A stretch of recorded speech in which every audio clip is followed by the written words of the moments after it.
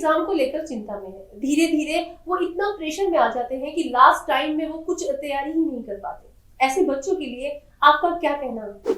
बच्चों को चाहिए कि वे धैर्य से काम लें, अपना टाइम को अच्छे से यूटिलाइज करें, अपना मोबाइल, सोशल मीडिया, इससे कुछ दिनों के लिए अपने आप को कट ऑफ कर लें। जी। घर में कुछ हल्के फुल्के काम काज करके अपने प्रेशर को कम करने की कोशिश करें। टीवी, मोबाइल, कंप्यूटर्स, इनसे थोड़ा दूर रहेंगे तो अपने आप को रिलैक्स फील करा सकेंगे।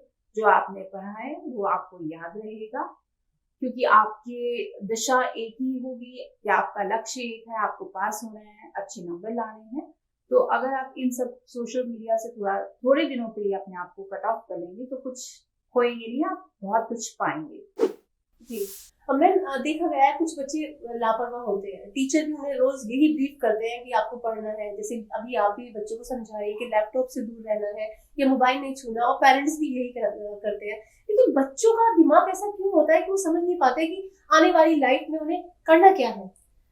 ये बहुत, मैं कहूँगी ये आपने बहुत अच्छा प्रश्न पूछा है, क्योंकि आज की इस टाइम में इतना ज़्यादा सोशल मीडिया नेटवर्क और इंस्टाग्राम, फेसबुक, ये सब चीज़ें इतनी आपकी लाइफ में आ गई हैं, घुस गई हैं कि आपका मोटो है वो भटक गया है। मैं ये नहीं कहूँगी कि बच्चों में हमें बहुत कंट्रोल करना चाहिए इन सब चीज़ों को, पर मैं ये कहूँगी कि समय के अनुसार हर चीज़ हमें करनी चाहिए। अगर हम फेसबुक देख रहे हैं तो भी हमें अपनी एक लिमिट बांध लेनी चाहिए। अगर हम इंस्टा पे अपना कुछ समय व्यतीत करें, टोटल सोशल मीडिया पे हम जितना भी अपना समय व्यतीत करें, उसको अगर हम एक टाइम लिमिट दे देंगे तो शायद हम अपनी पढ़ाई के ऊपर और अदर एक्टिविटीज के ऊपर हम ज्यादा अच्छे से फोकस करें।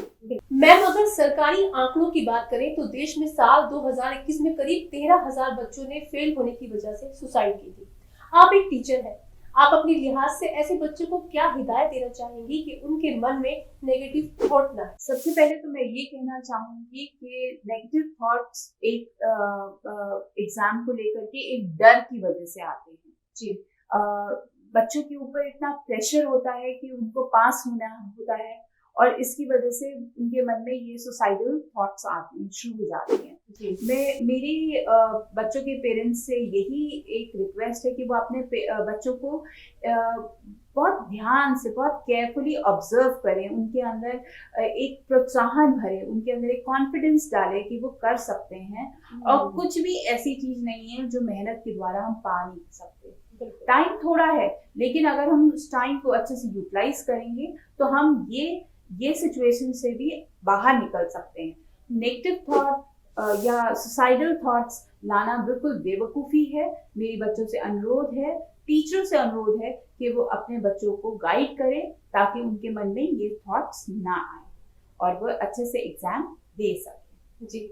जैसे गीतिका जी, आपको देखिए, आप एक टीचर हैं और जब आपके भी एग्जाम आए होंगे, आपने भी बोर्ड के एग्जाम क्लियर करे होंगे, और आज जो आप यहाँ पर बैठी हैं इंडिया न्यूज पर सबके सामने, और बच्चों को ये बता रही हैं कि कैसे बच्चों को अपनी पढ़ाई का रुझान बढ़ाना चाहिए, तो उस टाइम जब आप पढ़ाई कर रही थी तो बच्चों को थोड़ा सा बताइए कि आपके माइंड में क्या था कि आपको कैसे अचीव करना है, ये टीचर बनना है, कैसे आपने स्टार्ट किया अपनी पढ़ाई को?